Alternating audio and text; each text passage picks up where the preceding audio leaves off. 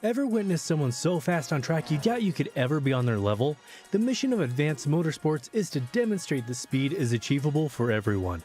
With the expertise of some of the best sim drivers in North America, we are set to release free content on social media and comprehensive guides on our website. For those seeking the ultimate experience, our Advanced Motorsport Institute and personalized coaching sessions are the way to go. No matter your level of experience, we invite you to follow us on our social media to learn to be fast.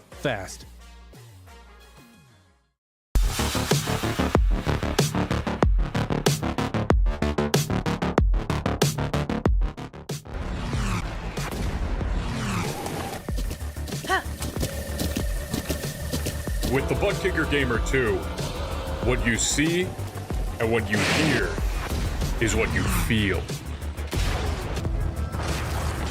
Butt Kicker. The future is feeling.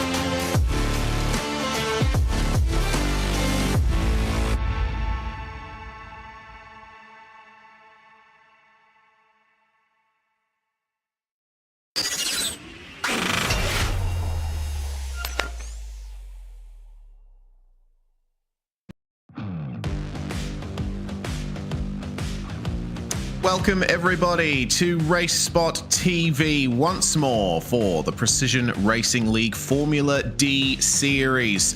Another round of this fantastic championship ready to go off at Silverstone Circuit in the virtual United Kingdom. My name is Reese Gardner, got Dylan Coyle alongside me and Dustin Ollis in the producer's chair. This is going to be a fun one. I'm really looking forward to this, Dylan. We do once again have a bit of a small grid here tonight, but Silverstone is certainly a track that provides good racing in just about any car. It's not got much in the way of elevation changes, but it's got a lot in the way of speed. Yeah, this is, of course, one of the most monumental racetracks in the world and the most instrumental in making racing such a global affair when it comes to the UK. I mean, of course, this used to be an airfield, right? And we all have known and loved the old configuration of Silverstone, but for this post-2010 configuration still leaves a lot on track in terms of excitement. I think we're going to see a lot of it here today. Yeah, I think we are too. We are currently approaching the end of the season here at round 6, but we have 3 more tracks to go, and we're taking a little trip to the Asia Pacific region after this round. We go to Okayama next week and then Mount Panorama on the 22nd of February before heading back to Europe to finish off the season at the Nürburgring Grand Prix circuit, which has always been an entertaining one in these Formula 4 cars. Definitely looking forward to seeing how Bathurst goes in these machines, because, man, I have a lot of experience calling races there as an Australian, and even the Australians have trouble making it around lap 1. But we'll leave that for the next 2 weeks, because we got to look at the championship standings coming into this round. Jake Vasconcelos currently in the championship lead, 223 points. Tristan Callahan, unfortunately, not going to be racing the rest of the season, so the championship is truly in Jake Vasconcelos' hands. Errol Urexoy and Clay Harris, etc., they're going to have to work their way forward to have any chance of overcoming him. Well, I got bad news again. Urexoy is not racing tonight because he's got the flu, so... Oh, yeah. So it's Vasconcelos' race to lose. That's absolutely the case. All right. Well, I think the battles will all be down in the lower reaches of the top 10 here tonight. So we'll keep an eye on the midfield as we check out Vulture Motorsports at the top of the team standings, with Viking Hot Rods Racing also up ahead of YS Motorsports, the team that Vasconcelos and Kevin McPherson are a part of. There's plenty of close runnings in the middle of the top 10 as well. Look at the gaps there from private label Team Hype all the way down to Race Indigo. That is a matter of only 5 points separating 3 different teams. So be interesting to see how they stack up coming out of this round. It's going to be a difficult race to negotiate for a lot of these drivers, but not going to be difficult for us to give a thanks to the sponsors that make all of this happen. First off, of course, Advanced Sim Racing, owned and operated by passionate sim racers. Advanced Sim Racing designs and builds the sturdiest and most durable aluminium profile racing simulation cockpits available in the market today. All Precision Racing League members also get a 5% discount on ASR products. All you got to do is use the Precision5 coupon code at checkout. Go to advancedsimracing.com for more information. Racebox Sim Racing offers mid and high-end button boxes for sim racing enthusiasts, from the casual gamer up to the most meticulous sim racing driver. They're competitively priced and carefully handcrafted, and their button boxes are an enjoyable addition to any sim racing setup. Visit raceboxsimracing.com and you'll also get a 5% discount there using the Precision5 coupon code. Butt Kicker products add an incredible immersion and realism to every game. Feel every nuance and truly put yourself in the driver's seat. TheButtKicker.com. Moradness is a performance lifestyle brand motivated by motorsport and founded by professional race car driver Daniel Morad. You can go to moradness.com. They're also Moradness on Facebook, Twitter, and Instagram. They got a Discord server as well. Make sure you join. Mr. Hedge iRacing photography as well. Capture your finest, proudest, or simply worst moments from your hobby in up to 8K resolution. A great addition to any sim room. MrHedge.co.uk. They're also Mr. Hedge Simtography on Facebook and Mr. Hedge iRacing Photography on Instagram. And finally, we can't forget Advanced Motorsports. Get ready to learn to be fast with Advanced Motorsports. Follow them on their socials, Facebook, Instagram, YouTube, TikTok, and Threads to become a better driver. So, we are in the qualifying session at the moment. It's in the final minute. And looks to me like Jake Vasconcelos is the one on top right now. He has got a 3/10 gap over his teammate Kevin McPherson. I think they've been working together in the draft to get the fastest times possible around here. Currently, Manas Angalakaduti practicing the pit entry at the end of the qualifying session, because Dylan, once again, a mandatory pit stop in this league with all Precision Racing League championships. It'll be interesting to see how the pit stops affect the racing here. Silverstone's pit lane has a bit of an odd entry compared to other tracks. You actually cut out the last few corners when you go in. Yeah, and those last few corners are very technical, slow chicanes before you try and rev up to get back onto the start-finish straight. So it kind of takes the difficulty out of at least one of the laps that these drivers will have as the clock winds down to zeros on the board. We're about ready to show the grid here for this 35-minute race at Silverstone. Well, oh, I'm sorry. Drivers still have to finish their laps.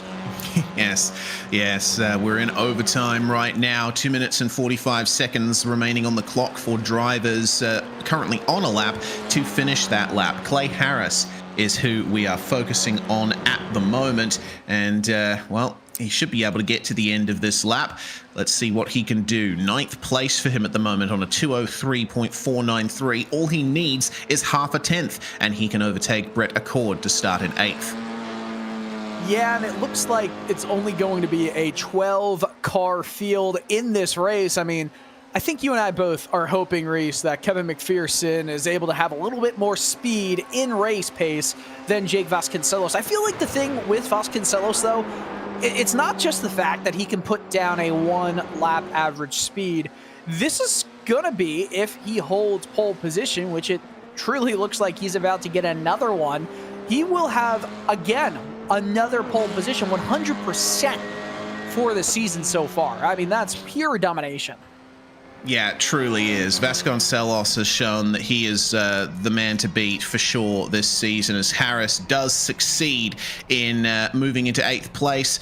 Manages to put almost a 10th on Brett Accord, and it looks like that's everybody done, which means once we get into the session proper, we can go through the grid for this round of the Precision Racing League Formula D Series. It is a 1-2 for YS Motorsports, locking out the front row. Vasconcelos and McPherson there, with Justin Delano and Zachary Yurt. Ranking up the second row, Dave Peterson and Manas Angalakaduti will round out the top 6. It's Jason Arensberg and Clay Harris, 7th and 8th. Brett Accord and Joshua Reed round out the top 10. And then we have Donald Olson and Brandon Walter starting in 11th and 12th. We have 2 other cars in the service, CJ Conklin and James O'Brien, but they did not set times in qualifying, so I'm not sure if they're going to be taking to the grid. Once again, as you said, Dylan, a very small field for tonight's race, but I'm still looking forward to seeing how the racing turns out here. The opening sequence of turns at Silverstone, you can see them in the middle of the screen right there, flat out through Abbey and Farm, and then the double hairpin at Village and the Loop. There's a lot of potential there for incidents, but a lot of potential for good racing too. Yeah, absolutely. I mean, this is pretty much the place we have gone to in this post-2010 world of Silverstone. Originally, this current start-finish straight used to be the back straight, if you will, of the entire track of Silverstone, and you would kind of cut out everything from Abbey, Farm, and Village, everything like that. You wouldn't even have the Wellington straight, so it's definitely unique in the sense that it changes the flow of this track, except for Abbey and Farm, because you almost feel like you're going through a mini Maggots and Beckett's and everything there. So the run into one will be fun. I'm just hopeful that we don't have a wreck that takes out multiple cars in this already kind of thin field. Yeah, I'm hoping so too, because if there's one silly move, if there's one mistake, one locked brake, then that's going to spread the whole field out. And of course, there are no safety cars in the PRL leagues, aside from their oval series, of course. Road series, it is green flag all the way to the end, and we got to remember that the drivers have to take a mandatory pit stop somewhere along the road. There is a fuel tank restriction, so look out around the halfway point for drivers to start making their way into the pits. If they have a bad run on the first few laps, then they'll be hoping they can gain a bit of time back in the middle phase of the race. It's a bit of a short run into turn 1, and we are getting ready to go here as the revs rise. And round 6 of PRL Formula D is go. That's a great start from Vasconcelos, an absolutely horrible start from his teammate Kevin McPherson. He was a bit slow off the mark there. He's been overtaken by Delano and Yurt on the way into turn 1. Flat out through Abbey, and we already have a spinner. We've got 3 cars spun around: Clay Harris, Donald Olson, and Joshua Reed, already on the back foot here through the first few corners, side by side, as Zach Yurt defends from Kevin McPherson, who'll be looking to get that second place back in short order. That's exactly what I was saying I hope would not happen. It doesn't appear to be damage infested on that turn 1, lap 1 incident between 3 cars. Honestly, all 3 cars spinning were separate incidents, but they're still in the back of the pack, and that's we've seen what happened last week, Reese. I mean, it could lead to a lot of cars kind of getting squirrely, and positions will drop and come back up all throughout this race. Yeah, indeed they will. Cutting the inside of Woodcote. Yeah, well, it's interesting, Woodcote. You can actually go all the way to the inside wall there and not get a cut track warning. Seems like it's a perfectly reasonable part of the racetrack to use. But whether Vasconcelos has a slowdown or not remains to be seen as we get a replay of what happened in turn 1. Looks like, just a bit of contact there with Clay Harris as he spins off. Fortunately, a lot of space there as Vasconcelos is off at Chapel, and that has lost him the race lead. Zach Yurt gets a really good run out of the Beckett's S's. He's now side by side with Justin Delano for the race lead. Are you sure that there wasn't an issue as they're going side by side? Holy cow, what just happened? Vasconcelos is slowing still. Okay, this is a problem here for Vasconcelos. I mean, there wasn't any contact. Might be a hardware issue or something like that. He hasn't gone into the pits, so fuel's not a problem. I'm not sure what happened there. Course penalty? Maybe. Yeah, I would say so. But we have to focus our attention here on the lead battle now, because it is between 4 cars, and Kevin McPherson is taking great advantage of that trouble for his teammate and the subsequent racing between Delano and Yurt. Meanwhile, it is on for 4th and 5th. Jason Arensberg and Manas and Galakaduti side by side into Village, and there's still a battle being worked out between Peterson and Accord as well. Lap 2 is going off already. Oh, it's just absolutely unbelievable. We get a replay here of what happened to Vasconcelos. That's very weird. I do not understand what just happened.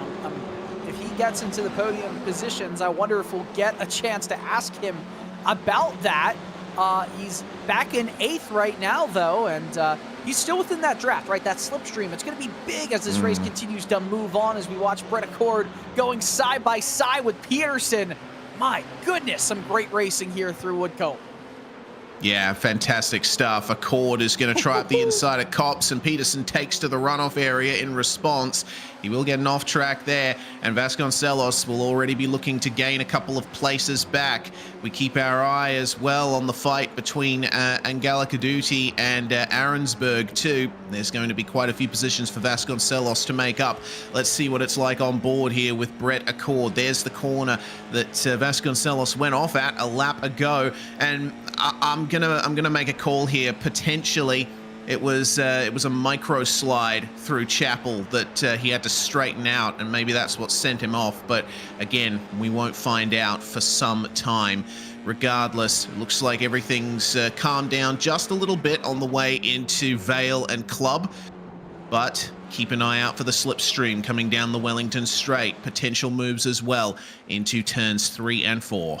Well, I'm gonna make something somewhat of a bet right here. I think we're still gonna see a Vasconcelos podium finish, if not a victory, in this race. He's just too fast to not have a chance to go on the top step of the podium here. It's just about, can he take care of these cars, these opponents, as he goes down the inside. A bit of a lockup right there. He's getting a bit antsy. If he can take care of these cars as there's a bit of contact and Arensberg is around, it's another race and another problem for the driver in the 64.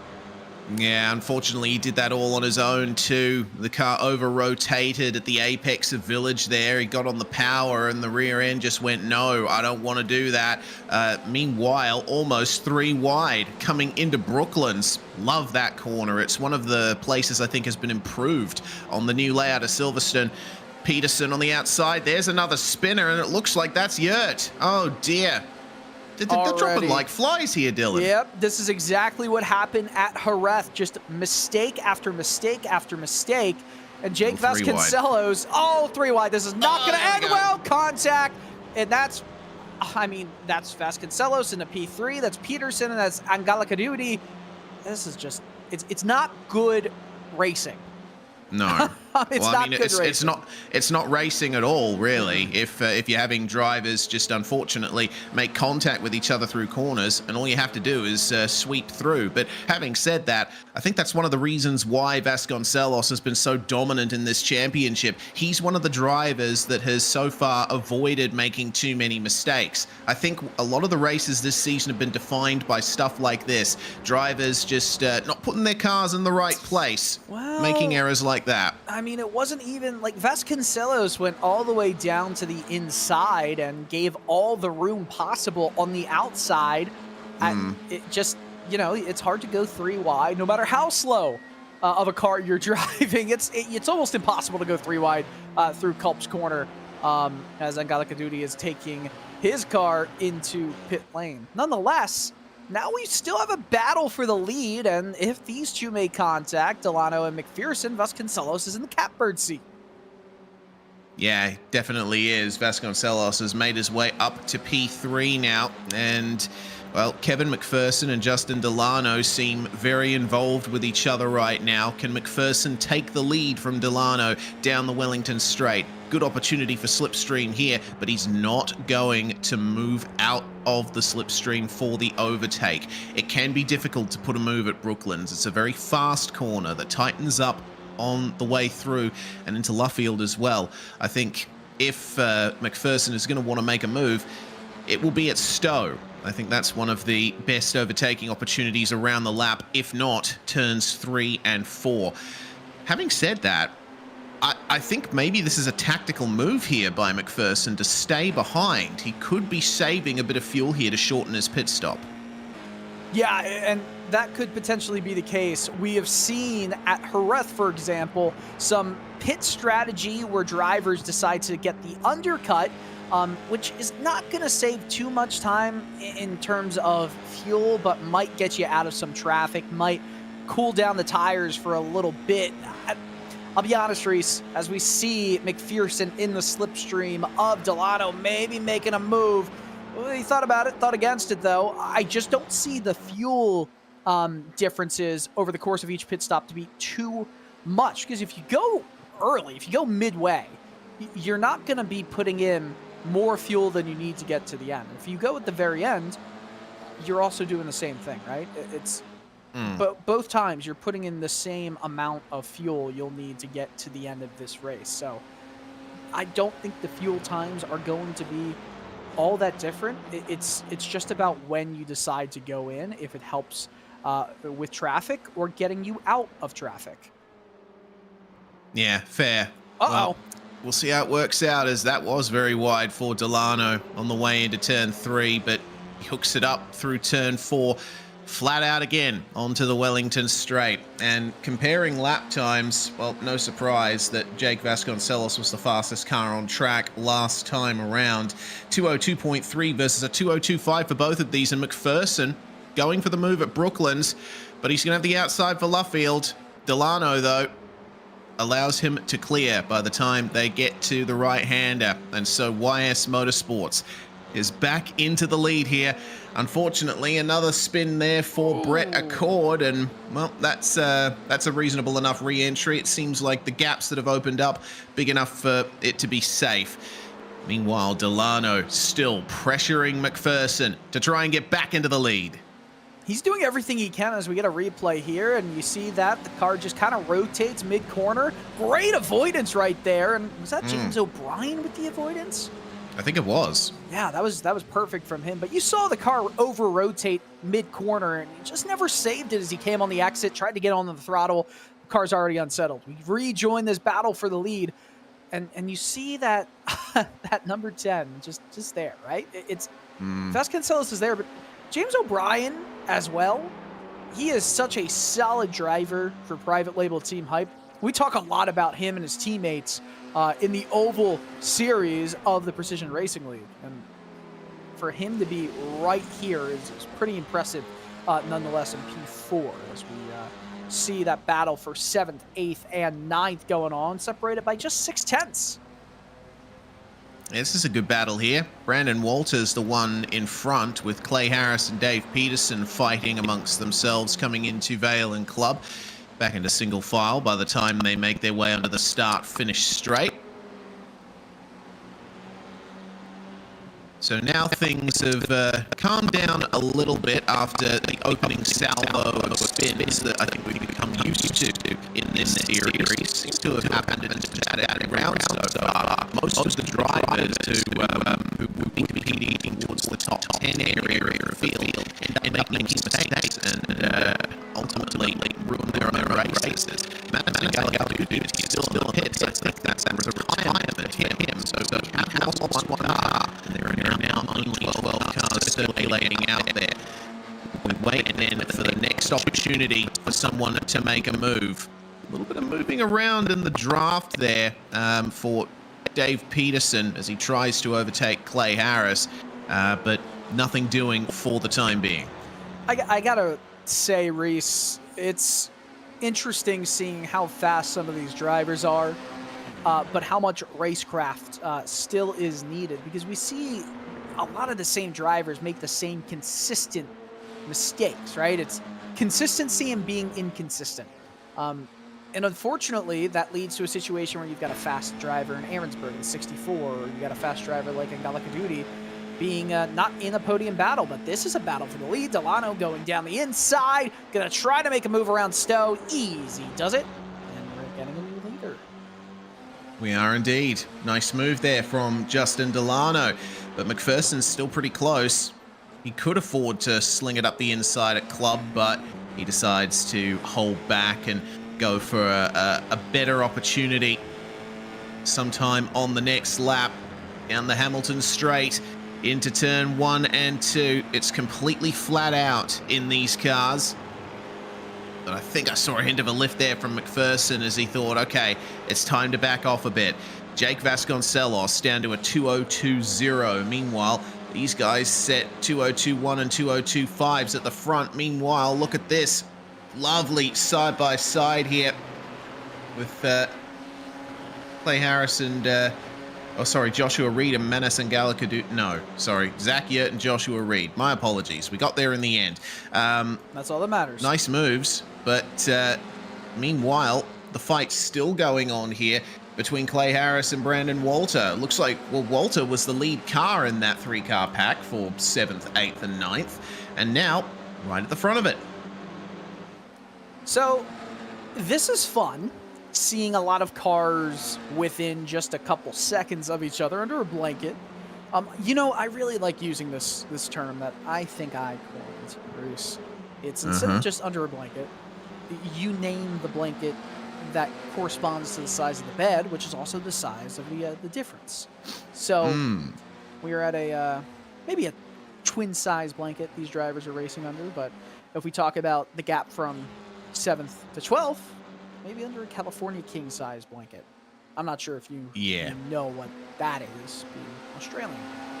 Well, I'm gonna take a wild guess and say that a California king is bigger than a regular king size. Yeah. Yep. Yeah. Good job. Wait, actually, hold on. Let me get back to you on that. Okay. All right.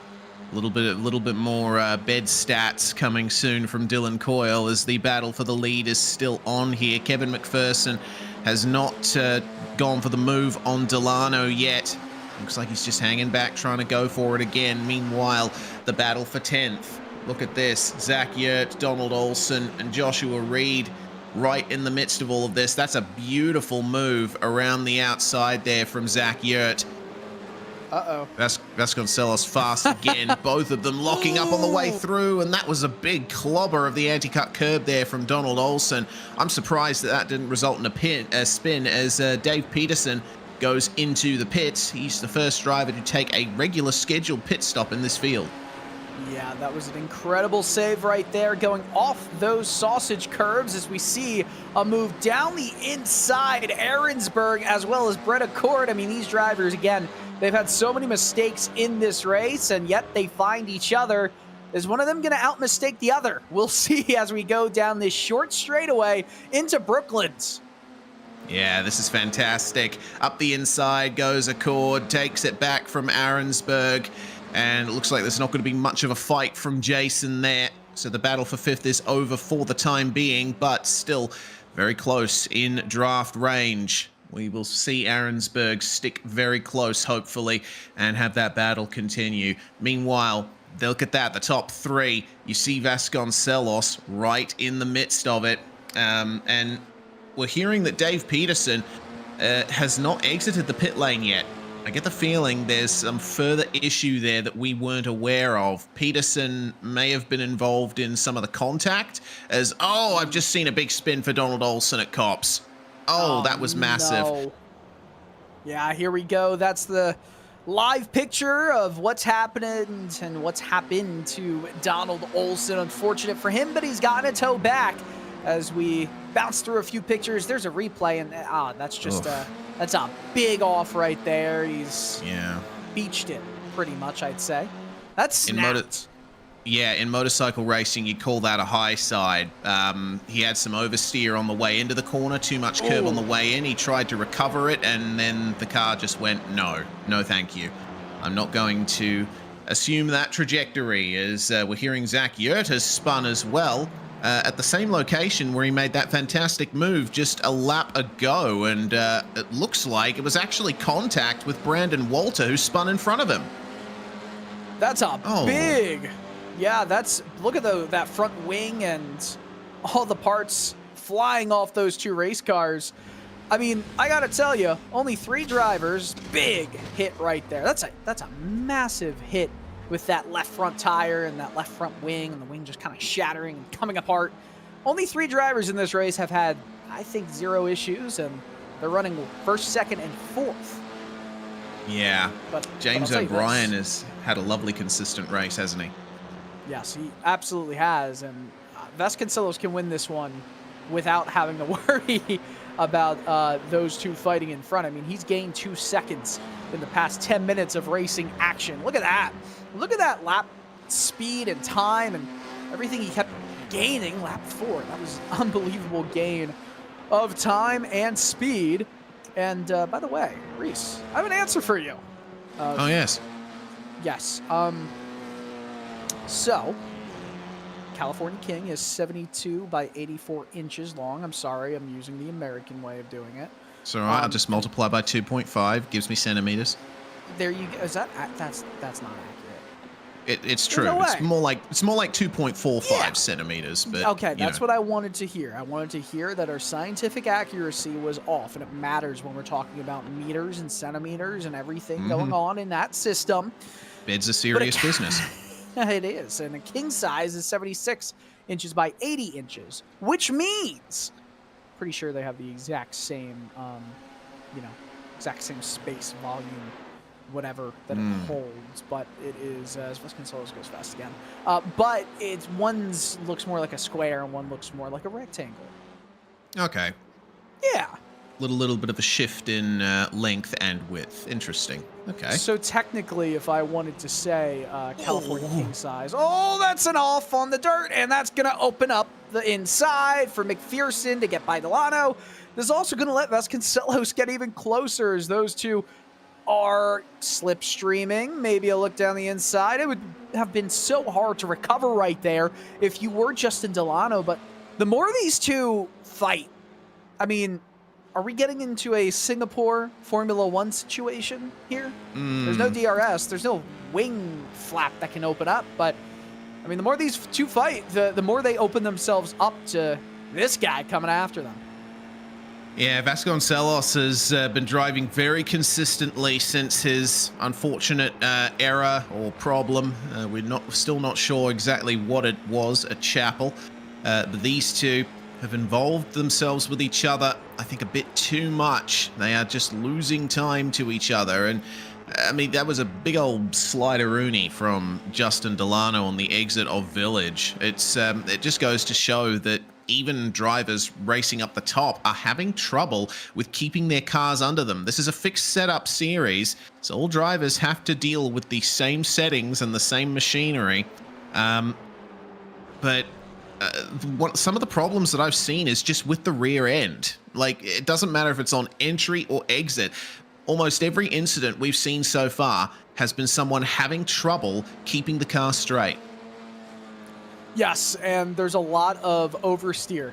Sometimes drivers are trying to save themselves by flicking the steering wheel in the opposite direction and obviously create a snap effect, and then their attempt to capture their Formula 4 vehicle goes nowhere and puts them into the gravel trap or into the barrier. Nonetheless, we talk all about aerodynamic grip versus mechanical grip whenever we're talking about race cars going around fast sweeping corners.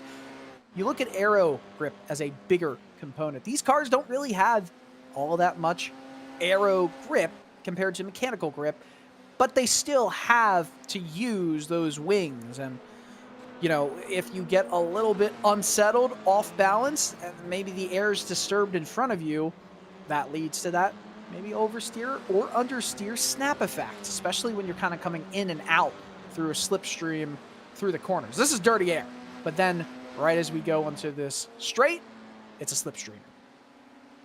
Yeah, exactly. And Silverstone is one of those circuits where the effects of aero wash are very pronounced. Pretty much every corner here is a fast one, apart from turns 3 and 4, and Vale and Club as well at the end of the lap. Those are the corners where mechanical grip is paramount. It's where you won't be seeing much in the way of aero disturbance, but through corners like this, Maggots, Beckett's, and Chapel, you see that Delano, he was having to find his way through, and he's going to get side by side. He was just peeking, wasn't he, through the corners to get a little bit of extra grip. Yeah, wheel to wheel, literally. Not smart. This is not smart for either of their races. Look at the gap. 2.5 tenths were just cut down 3. As a smart move from Kevin McPherson, this could potentially win him the race. I'm telling you right now, him going down pit lane may have saved him from having to compete with Jake Vasconcelos. Now Delano and Vasconcelos are only 9 tenths apart. I mean, through that battle in Stowe to Vale, I mean, that was a second gain from Vasconcelos. Yeah, it was. That whole side-by-side running, both Delano and McPherson having to alter their lines as Delano wide in turn 3. Interesting there. He's still having trouble with that corner. That is one of the most difficult corners on the track, actually. Unless you've got VR or triples, you can't find your way through it. And Vasconcelos is right on the rear of him now. This is the chance he was looking for. Up the inside into Brooklands, but Delano is going to stay ahead into Luffield and protect the inside. Not for long. Vasconcelos dives in a little. Not for long at all, Reese. I think Vasconcelos is going to be right on the gearbox and might make a move down the inside if there's not a defense here from Justin Delano. They're going to be side by side heading into Copes. And there's the over-under there from Vasconcelos. He gets the inside. Perfect. Lovely stuff. Maggots is a flat-out left-hander right here coming into the right. And Vasconcelos has the inside, takes the lead coming into Beckett's. But bit of contact. Delano had to back out of it. He recovers the car, but he's lost himself bulk time from that. Do you think there was contact right there, or it was avoiding action from Justin Delano to get out of hitting Vasconcelos' left rear tire? I think probably a bit of both, really. I think there might have been some very minor contact, but Delano was still right on the brakes there, scrambling to get himself out of the rear end. And, actually, from the onboard, there wasn't any contact, but he did have to take massive avoiding action. That's what I kind of thought as Delano and Vasconcelos go down pit lane, opens the door for Kevin McPherson here. And I apologize, it was the right rear tire that might have been hit on Vasconcelos, but it was great avoiding action and potentially a race saver for both of them. Bad mistake right there from McPherson. Yeah, once again clobbering the sausage curb. Delano looked like just overshot his pit box a little bit, so he's lost a bit more time to Vasconcelos, who comes out of the pit lane right ahead of Kevin McPherson, but the momentum is with the number 26. Yeah, and this is going to be a big run down this very short straight. And again, defense from Vasconcelos. McPherson should be in the slipstream. Of course, this third car in line is Brett Accord. He has not gone down pit lane yet. But you see Delano, he's in the background all the way back there. He lost time. I mean, now this is a Vasconcelos and McPherson battle. Just great stuff from both Vasconcelos and McPherson, but I got to tell you, McPherson was set to come out of that pit cycle with the lead of this race, but his 2 quick mistakes, I should say 1 mistake compounded after hitting the sausage curb. He had to go side by side, and that cost him the lead of this race.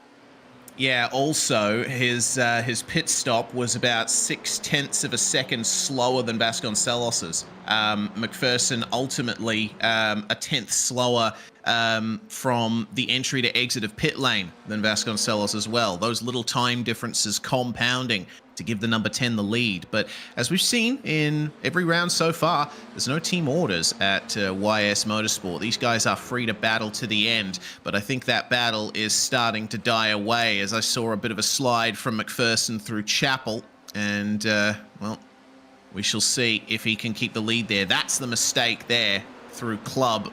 It's quite difficult to sight those anti-cut curbs when you're low down in a Formula 4 car. Into the pits comes Brett Accord. James O'Brien is already in there as well. The field is cleansed. Everyone has taken a pit stop now.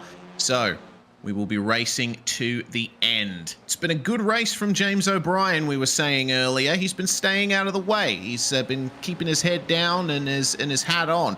It's been nice to see that he could get a good result here if he plays his cards right.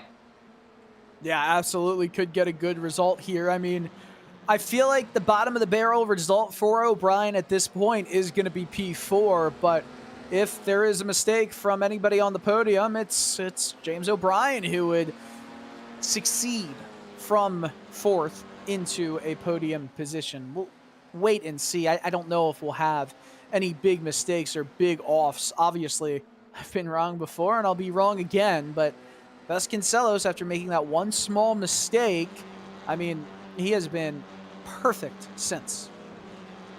Yeah, he has. I mean, look at the gap that he's already got over his teammate Kevin McPherson. And Vasconcelos has been the quickest driver all night. He's been the quickest driver all season, you could argue. 201.76 is his fastest lap, and no one has been able to match that. The closest I've seen is a 202.1 from Kevin McPherson, and that's 0.4 slower. So he's going to want to stick in the draft here, maybe get the best exit he can from Chapel. Try and get a tiny little speed boost to stay in touch with his teammate. Look at that from Vasconcelos, immediately over to the right side of the track. Usually you see drivers taking the racing line out of Chapel and just blending out to the right side of the circuit, but he didn't do it that time. I wonder why.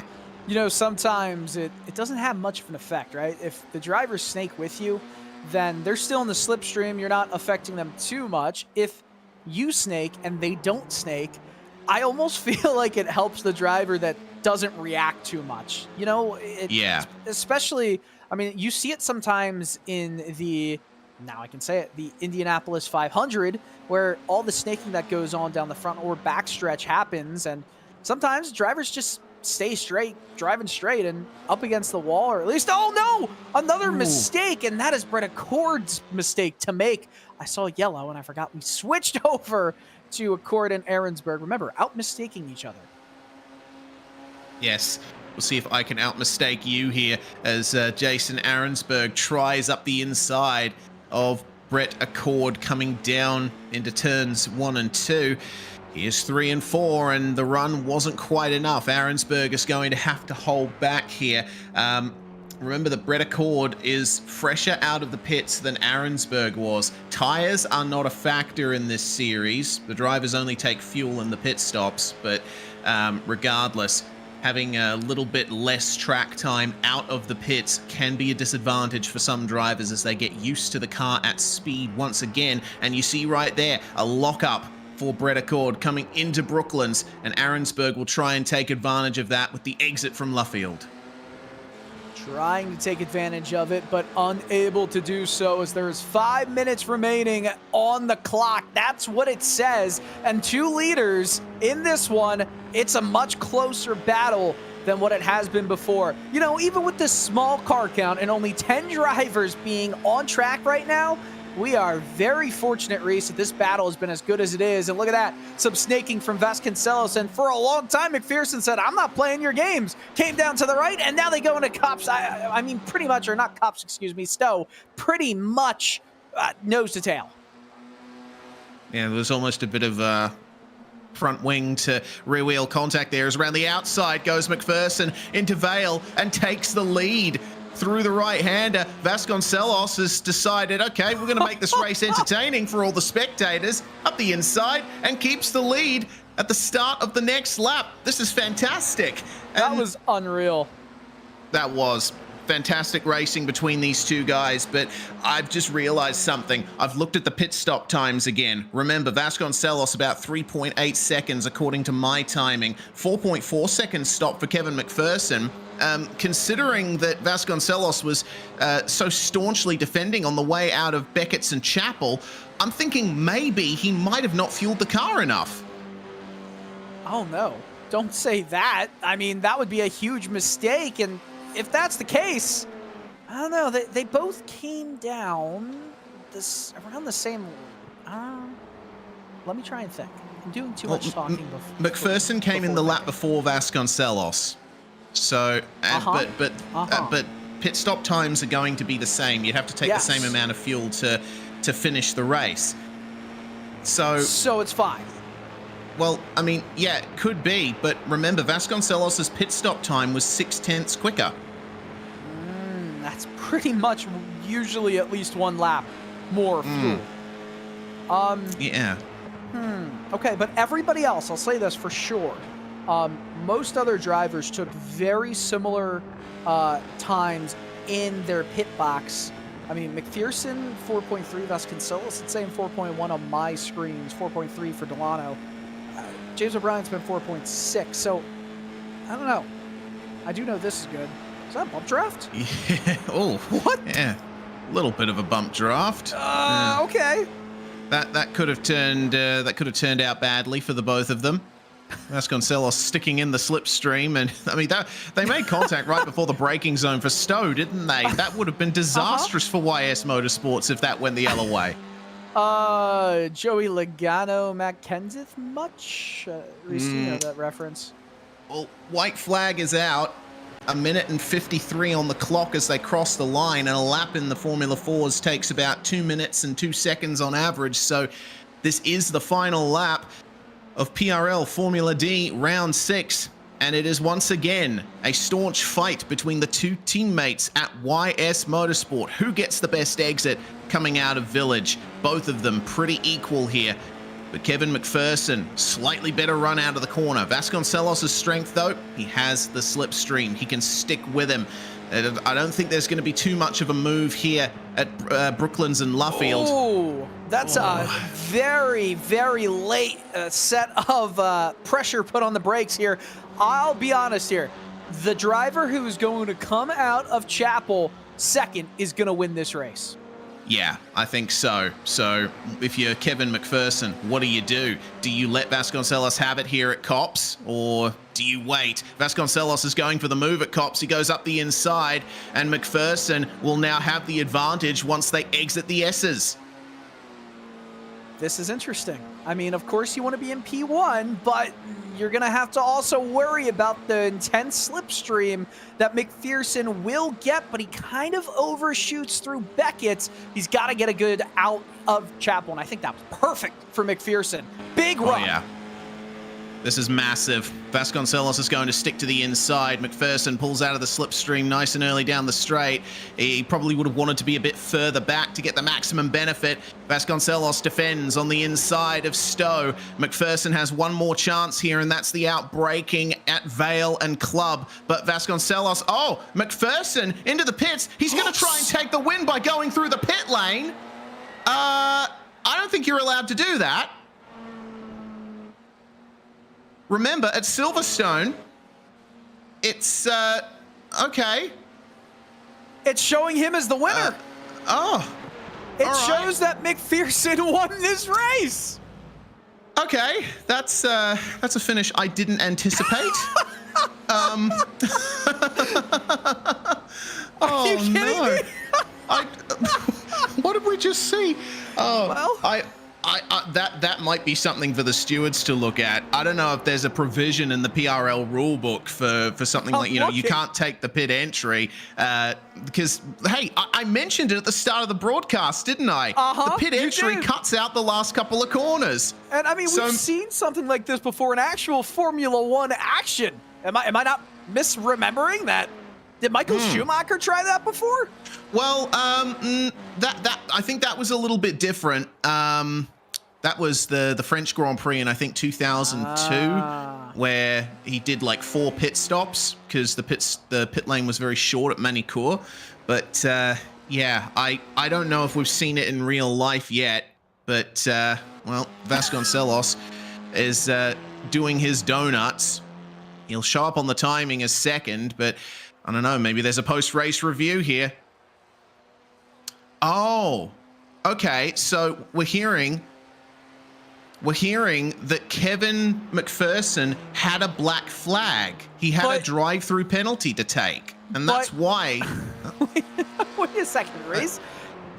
When He'll does get a time penalty? Okay, but when does the penalty remove itself? Okay, so I'm not sure. I honestly don't know.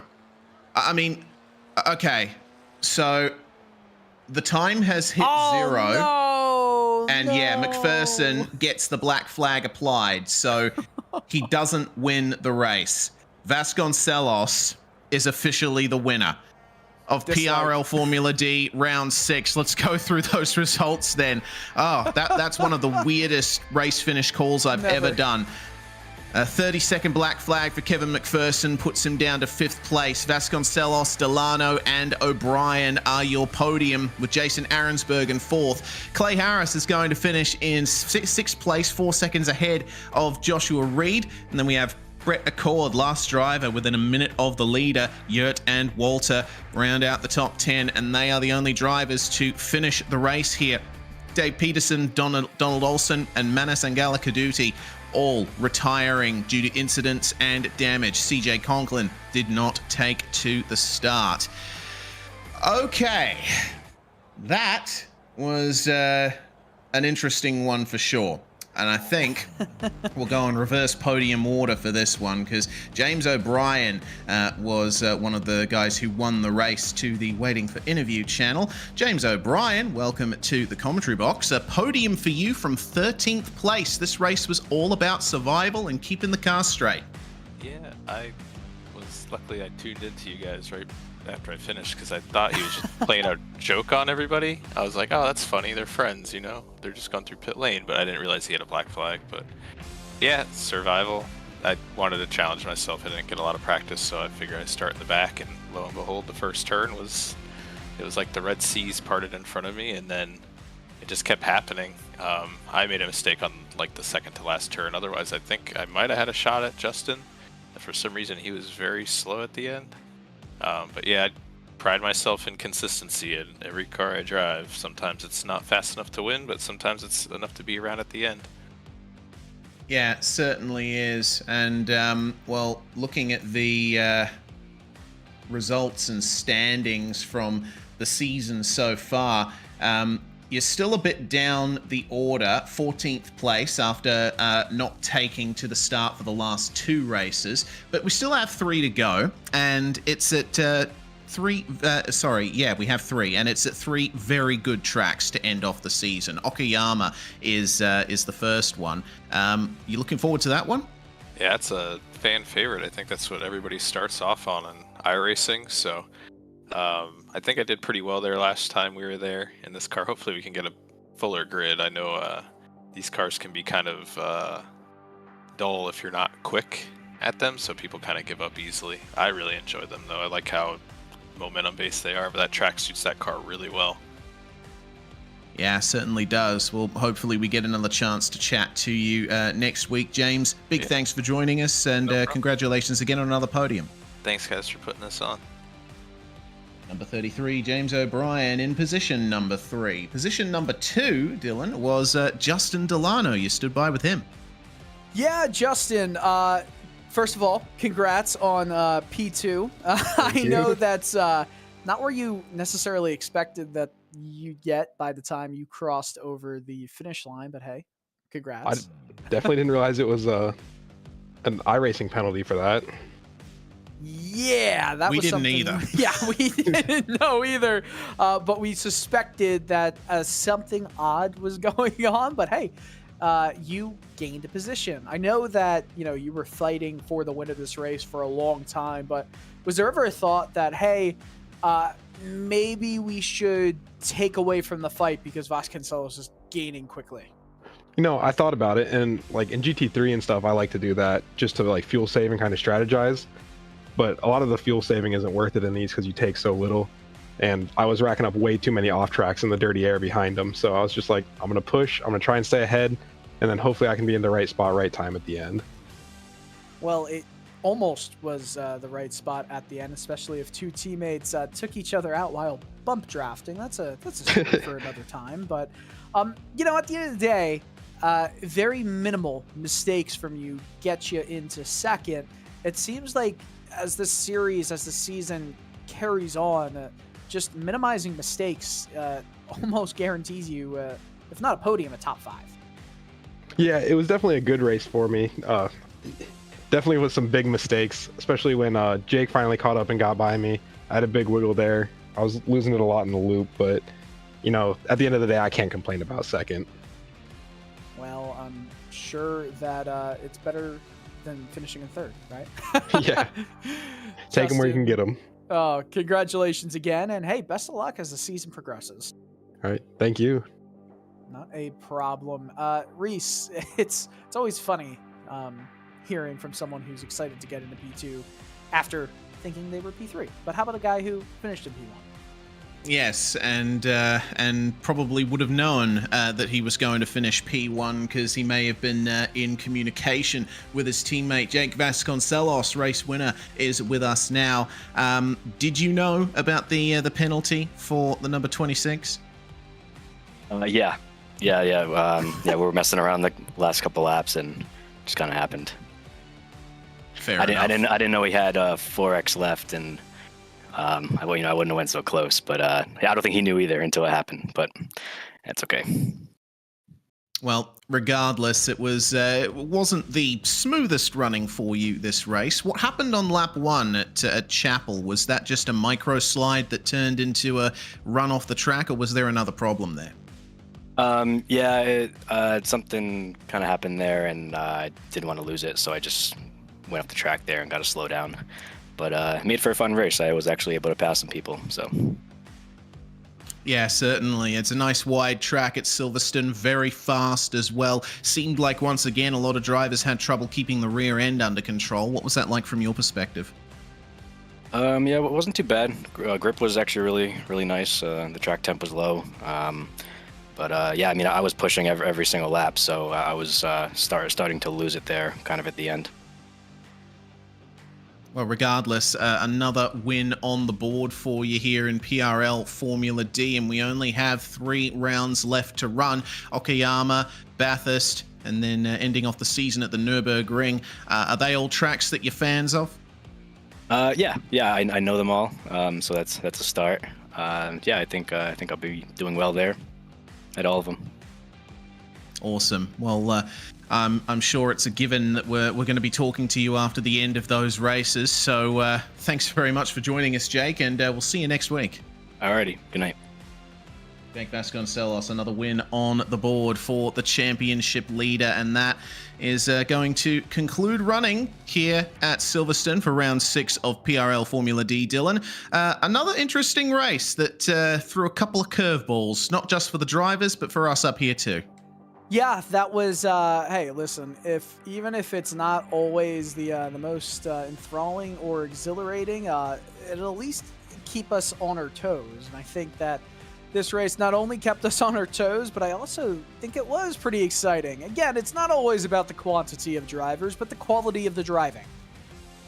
Yeah, exactly right. And a little bit of a variance in quality can certainly make things interesting too. Next round, as we've mentioned, is at Okayama next week. And remember, Okayama is one of the tracks that recently got an art refresh and I believe a slightly new scan as well on iRacing in one of the last builds. So certainly going to be looking nice when we go there on February the 15th at 8:30 p.m. ET. Big thanks to everyone for tuning in. Big thanks to the sponsors of PRL and to the Precision Racing League itself for putting this series on. It's a pleasure to come back here every week for some Formula D action. I'm Reese Gardner. It's Dylan Coyle with me in the comms box, and of course Dustin Ollis pressing all the buttons behind the scenes here on RaceSpotTV. Thanks for watching. We'll see you next time.